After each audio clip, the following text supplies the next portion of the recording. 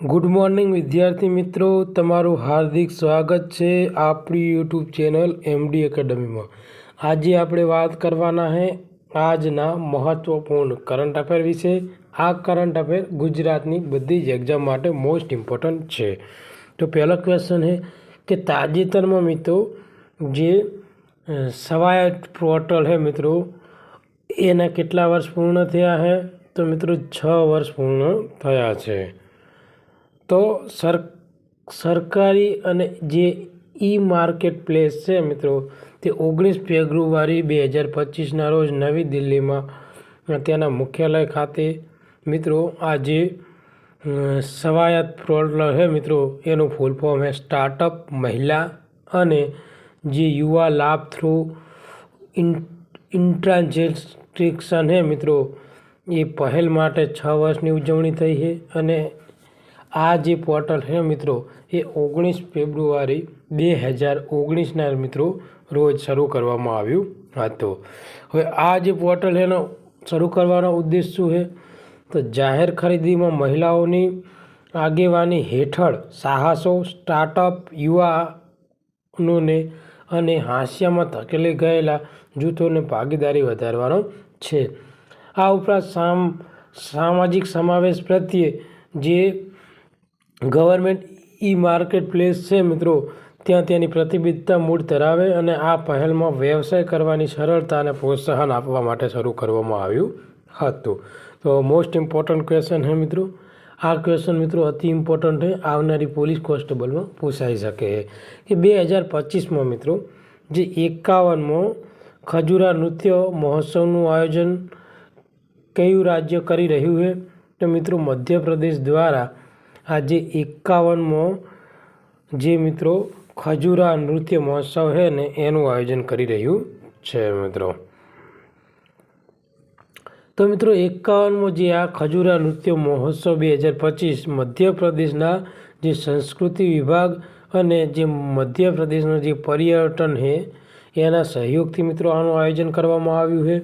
અને આ જે વાર્ષિક સંસ્કૃતિ કાર્યક્રમ 20 ફેબ્રુઆરી લઈને 26 ફેબ્રુઆરી 2025 દરમિયાન યોજાયો હતો અને ત્યાં શાસ્ત્રીય નૃત્ય અને ભારતના જે સમૃદ્ધ વારસાની ઉજવણી કરવામાં આવે છે મિત્રો।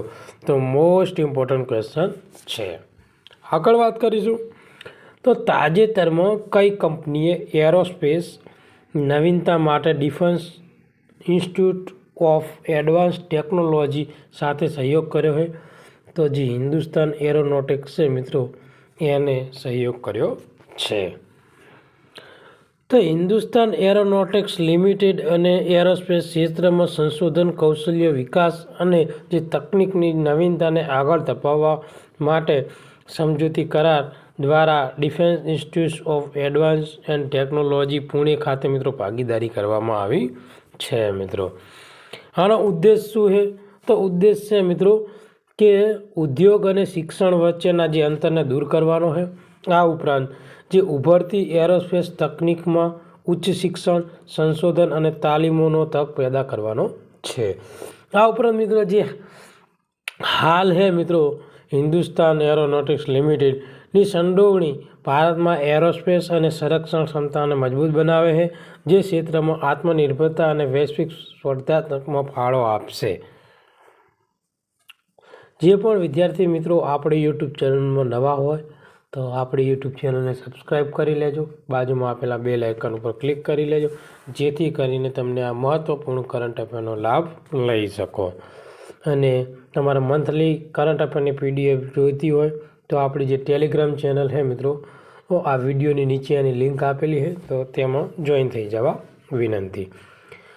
તાજેતરમાં કયા દેશે મિત્રો બેલ્ટ એન્ડ રોડ ઇનિશિયેટિવ જે કમ્યુનિકેશન સેટેલાઇટ સફળતાપૂર્વક લોન્ચ કર્યો છે? તો મિત્રો ચીન દ્વારા આ જે સેટેલાઇટ છે મિત્રો એ સફળતાપૂર્વક લોન્ચ કરવામાં આવેલ છે। તો ચીને મિત્રો 22 ફેબ્રુઆરી 2025ના રોજ જે સિયાંગ સેટેલાઇટ લોન્ચ સેન્ટર ખાતેથી ચાઇના સેટ-10R કમ્યુનિકેશન સેટેલાઇટને સફળતાપૂર્વક લોન્ચ કર્યો છે। અને આ લોંગ માર્ચ 3B રોકેટ દ્વારા વહન કરાયેલા ઉપગ્રહ है જેના જૂના થઈ ગયેલા જે ચાઇનીઝ સેટ 10 है મિત્રો એને આ રિપ્લેસ કરવાનો है એટલે એના બદલે મિત્રો આ જે ઉપગ્રહ है ચાઇના સેટ 10R એ લોન્ચ કરેલો है ઈશાની જગ્યાએ ચાઇના સેટ 10ની જગ્યાએ તેના સેટેલાઇટ કમ્યુનિકેશન ઇન્ફ્રાસ્ટ્રક્ચરને મજબૂત બનાવવાનો है અને ચીનને ચાલુ પ્રયાસોનો એક આ ભાગ है। તાજેતરમાં કયો દેશનો જે ઉત્તરીય પ્રદેશ છે મિત્રો એને ટેક્ટોનિક શિફ્ટના કારણે ડૂબી ગઈ રહ્યો હોય તો ઈરાકનો જે મિત્રો ટેક્ટોનિક પ્લેટના કારણે જે મિત્રો ઈરાકે એનો જે ઉત્તરીય પ્રદેશ છે ને મિત્રો એ ડૂબી રહ્યો છે હાલમાં। તાજેતરમાં DGCAની મંજૂરી સાથે ભારતના કયા રાજ્યને તેનું 8મું એરપોર્ટ મળ્યું છે તો મિત્રો મધ્યપ્રદેશને। હાલમાં મધ્યપ્રદેશને આ જે DGCA છે ને એને મંજૂરી બાદ મધ્યપ્રદેશને 8મું એરપોર્ટ મળ્યું છે। તો જે નાગરિક ઉડ્ડયન મહાનિર્દેશાલય છે મિત્રો એના દ્વારા દંતિયા એરપોર્ટને મંજૂરી મળ્યા બાદ આ જે મધ્યપ્રદેશ છે એનું તાજેતરમાં 8મું એરપોર્ટ કાર્યરત થશે અને મિત્રો જે C3/VFR શ્રેણી હેઠળ જાહેરમાં જે એરોડ્રોમ્સ તરીકે વર્ગીકૃત કરાયેલ આ એરપોર્ટ હેઠળ વાણિજ્ય કામગીરી માટે પાત્ર બને છે। તેમણે મિત્રો 118 એકરના વિસ્તારમાં 1810 મીટર લાંબો રનવે અને ટર્મિનલ બિલ્ડિંગ જેવી સુવિધાઓ સાથે એરપોર્ટ રાજ્યમાં હવાઈ જોડાણ માટે સુવિધા તૈયાર કરે છે। આગળનો ક્વેશ્ચન છે મિત્રો મોસ્ટ ઇમ્પોર્ટન્ટ આવનારી એક્ઝામ માટે કોઈ પણ એક્ઝામમાં 1000% પૂછાય। ઓકે મિત્રો એટલે આ ક્વેશ્ચન 100% પૂછાવાની સંભાવના છે। તાજેતરમાં માઇક્રોસોફ્ટ દ્વારા રજૂ કરાયેલ વિશ્વની પ્રથમ ક્વોન્ટમ ચિપનું નામ શું છે તો મેજોરાના મિત્રો એ સૌથી પ્રથમ ક્વોન્ટમ ચિપનું નામ છે મિત્રો।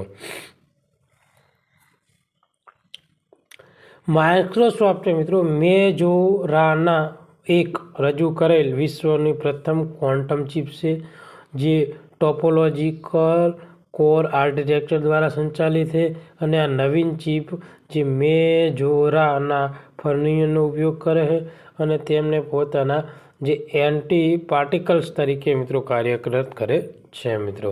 આ જે ક્વોન્ટમ છે મિત્રો ક્વોન્ટમ સ્થિતિમાં વધારો કરવાનો છે।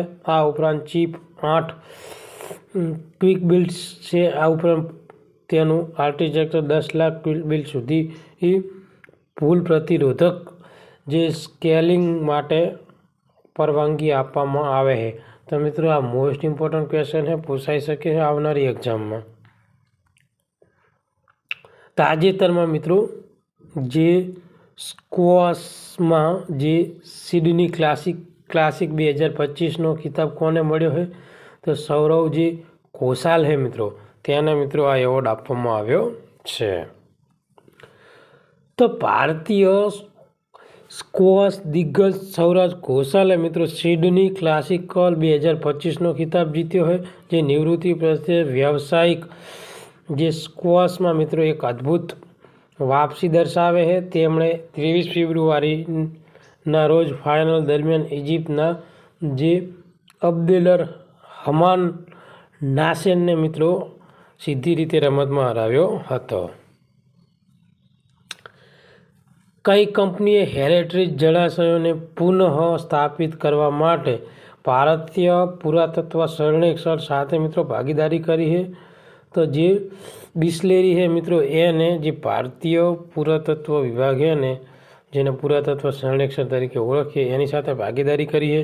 આની સ્થાપના મિત્રો 1861માં થઈ હતી। ક્યારે થઈ હતી જે ભારતીય પુરાતત્વ સર્વેક્ષણ છે એની સ્થાપના 1861માં થઈ હતી મિત્રો યાદ રાખજો અગાઉ એક્ઝામમાં પૂછાઈ ગયું છે આ કે ક્યારે સ્થાપના થઈ હતી એવું। ઓકે બિસ્લેરી ઇન્ટરનેશનલ ભારતભરમાં હેરિટેજ સ્થળોમાં ઐતિહાસિક જળાશયોને પુનઃસ્થાપિત અને સુરક્ષિત કરવા માટે એડોપ્ટ અ હેરિટેજ 2.0 પ્રોગ્રામ હેઠળ ભારતીય પુરાતત્વ સાથે ભાગીદારી કરે છે.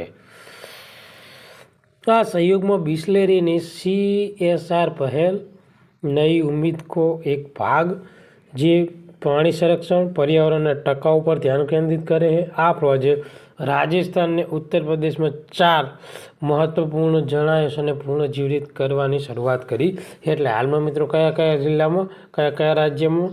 તો રાજસ્થાન અને ઉત્તર પ્રદેશમાં, જે પર્યાવરણીય પુનઃસ્થાપનમાં મહત્વનો ફાળો આપે છે અને ભારતના વારસાને સાચવી રાખવાની એક પહેલ છે. મિત્રો આજના કરંટ અફેરનો મિત્રો લાસ્ટ ક્વેશ્ચન છે કે તાજેતરમાં વિધાનસભા ગૃહમાં ધ ગુજરાત ક્લિનિકલ એસ્ટાબ્લિશ્ડ સુધારા વિધેયક 2025 કોના દ્વારા રજૂ કરવામાં આવ્યું છે મિત્રો? તો જે ઋષિકેશ પટેલ છે મિત્રો, એના દ્વારા રજૂ કરવામાં આવ્યું છે. તો આપણા આરોગ્ય મંત્રી છે મિત્રો ઋષિકેશ પટેલ, તેમણે વિધાનસભાના ગૃહમાં ધ ગુજરાત ક્લિનિકલ એસ્ટાબ્લિશ્ડ સુધારા વિધેયક 2025 રજૂ કર્યું છે મિત્રો. અને આ જે ઋષિકેશ પટેલે આ સુધારા વિધેયકમાં મુખ્ય ઉદ્દેશ અને જોગવાઈઓ નીચે જણાવ્યા મુજબ છે કે રાજ્યના જે નાના ક્લિનિકથી લઈને મોટા મલ્ટીસ્પેશિયાલિટી હોસ્પિટલ, લેબોરેટરી છે, પછી ઇમેજિંગ સેન્ટરો સહિત તમામ આરોગ્ય સંસ્થાઓ તેમજ આ સંસ્થાઓમાં કામ કરતા મેડિકલ, પેરામેડિકલ સ્ટાફની વિગતો, તેમાં ઉપરાંત બેડ, ICU, ઇમરજન્સી સેવાઓ વગેરે સચોટ માહિતી મળી રહે છે.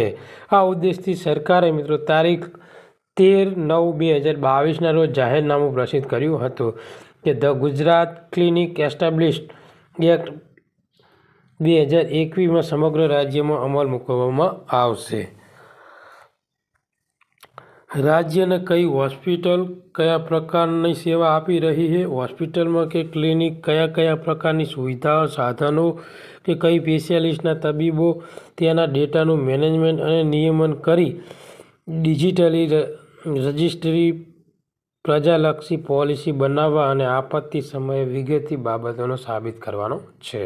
તો મિત્રો આ જે વિધેયક છે એનો મુખ્ય ઉદ્દેશ આવો છે. અને આજનું કરંટ અફેર આપણે અહીંયા પૂરું કરીએ છીએ. તમને આ વિડીયો ગમ્યો હોય તો લાઈક કરજો, શેર કરજો અને તમારા બીજા મિત્રોને મોકલી આપજો. થેન્ક યુ, ધન્યવાદ.